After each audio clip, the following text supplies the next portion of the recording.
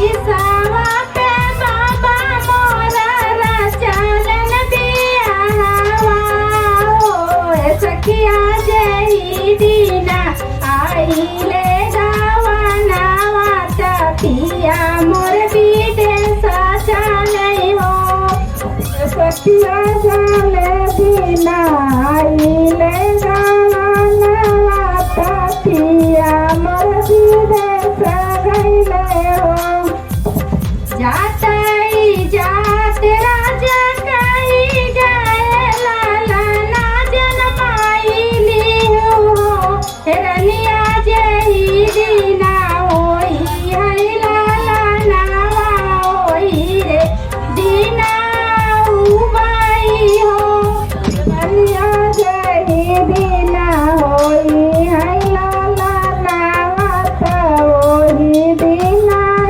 उबाई हो दुआरा से आवेली नाना दीता भाभी से अरज करई हो हे भाभी काहे तोहर मनवा उदास माता बतावा हो भाभी काहे तोहरा मनवा उदास हमके बतावा हो हे ननदी भैया तोहर गए परदेसवा बिरही बोलिया बोली गए हो हे ननदी भैया तोहर गइले विदेसवा बिरही बोलिया बोली गए हो हे ननदी कही गए लाला ना जनमाइली उठा भैया माऊ बाई हो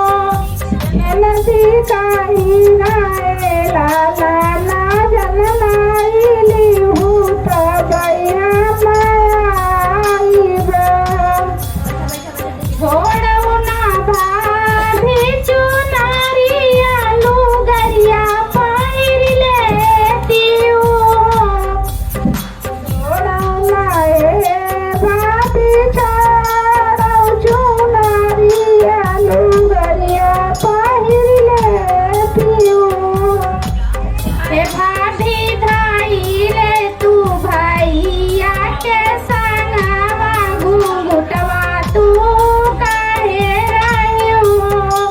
भाभी धाइले तू भैया के संगवा घूंघटवा तू काहे रहियो एक बना गइले दूसर बनाव तीसर बनाओ सखिया तीसर बना जाला कई